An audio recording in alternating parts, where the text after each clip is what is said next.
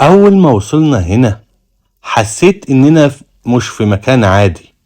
الكورنيش شكله بسيط، بس أول ما تبص قدامك تفهم إن كل حاجة مختلفة.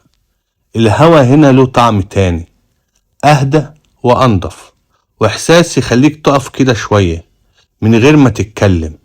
الموج قدامك صوته لوحده كفاية يفصلك عن أي حاجة.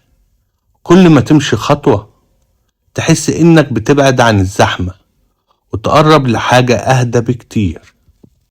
الغريب بقى إن المكان دي ناس كتير بتعدي عليه، بس قليل اللي بيحس بيه بجد.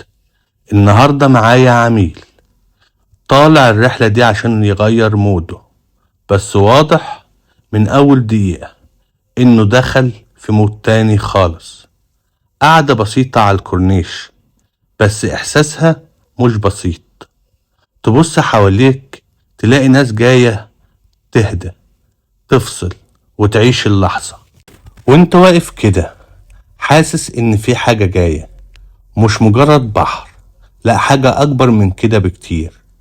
وكل اللي احنا فيه دلوقتي مجرد بداية، عشان اللي جاي مش طبيعي، مش طبيعي. بس الإحساس ده كان مجرد بداية، لأن أول ما قربنا من البحر كل حاجة اتغيرت. أول ما رجلك تلمس المية تحس إنك بتسيب كل الضغوط وراك. كل خطوة جوا البحر كأنها بتشيل حاجة من عليك. المية صافية والمنظر قدامك يخليك مش عاوز تبص في أي حتة تانية. وفجأة المود اتغير، لعب، حركة، مياه وضحك. إحساس إنك رجعت طفل تاني، جري على الرمل ودخول البحر، وكل حاجة حواليك بتقول عيش اللحظة. الجو هنا مختلف، الطاقة عالية والمزاج أعلى. كل واحد عايش اللحظة بطريقته، بس النتيجة واحدة، سعادة حقيقية. والوقت بيجري بس مفيش حد حاسس. كلنا عايزين اللحظة دي تطول. في وسط كل ده لحظة هدوء كده، تبص قدامك تحس إنك رجعت لنفسك، وده سر المكان. ومع الوقت الجو بدأ يهدى والشمس نزلت شوية والإحساس بقى أعمق. اللحظات دي مش بتتشرح، دي بتتحس. الرحلة دي مش مجرد يوم، الرحلة دي مع عالم السفر، رحلة للجنة. دي تجربة بتفصل بيها وترجع بعدها إنسان تاني. والعميل واضح جدا إنه مش عاوز اليوم يخلص. بس استنى بقى، في لحظة كده ختمت اليوم بطريقة مختلفة خالص.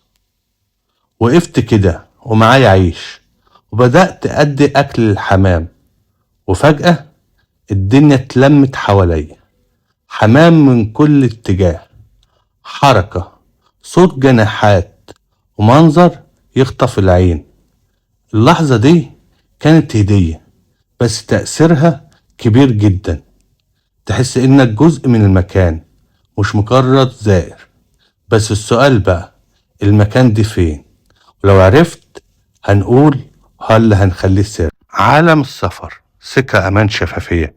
بنقدم ليك ملفك للسفارة، تقديم دعوات سياحية وتجارية ودعوات عمل. بنستقبلك من المطار، بنشوف لك سكن، وكمان بناخد لك مواعيد في البوليس الفدرالي، بنقدم لك على الإقامة.